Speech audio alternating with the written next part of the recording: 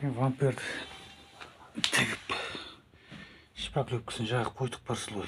Қазір кепкеннен кейін шкурка жасаймыз. Мынау алдыңғы вампир, мынау артқы вампир. Матиздің вампирлері.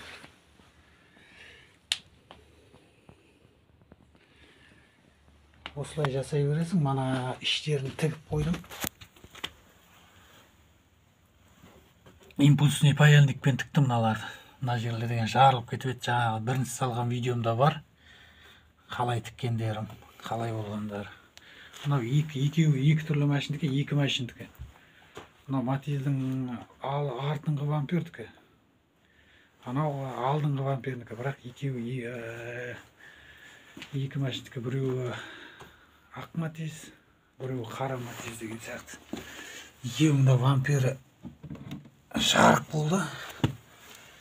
Соны жамадық. Мынау іш жағынан жамалғаны импульсный паяльникпен.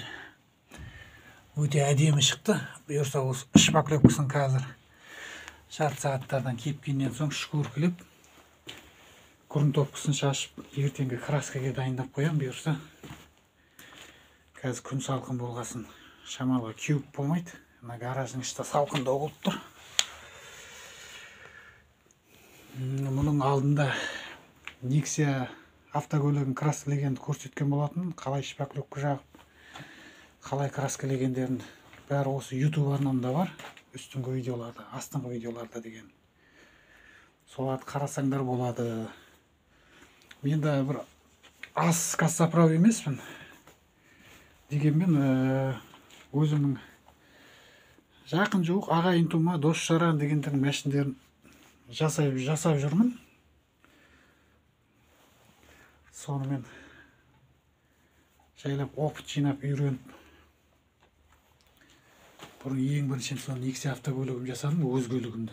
Одан соң Матиз жасадым. Одан кейін тағы екі Матиз жасап жатырмын. Вампирлерін. Кішкене қолымның икемім болса, темірге деген қызығушылығым болса, бәрін жасауға болады. Мына жерде мен мүлде бірінші бастаған кезде мүлде инструментім жоқ болған. Жайлап жинап жатырмын. Мынандай рубанкының орнына мынандай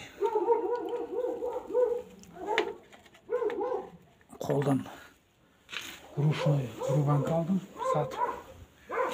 Мына жерде міне жайлап қыр-сырын меңгеріп жатырмын.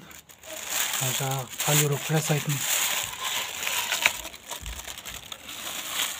насадкілері, мына жерде міне краскілері, мына қара краска грунтовкаға, мына жерде Матиздің өзінің ақ краскасы 100 грамм ан жерге, мына жерге переход қылып шашып жібереміз. Мына жерден арғы шетіне дейін тек астыңғы жағын полный краскілемейміз. Неге десең, мына астыңғы жері зақымдалған. Ол полный краскілеуге тұрмайтын. Астын переход қылып краскілеп жіберсең болады. Білінбей қалады. Осылай жасап алсаңдар болады өздерің. Осыны кассаправка мана апарған екен. Туыстарым 50 000 теңге сұраған осы бір вампирге, мына қара вампирге. Осы мына жарылған жеріне кішкене бір қарыс жер. Осы жерді тігіп, шпаклевка жағып, краскілеп берем деген да. Соған 50 000 теңге сұраған. Не дейсіңдер енді? Өздерің қолыңнан келсе, ақшаларын қалтаңа қалады. Шпаклевка нелеріне ондай көп ақшаң шықпайды.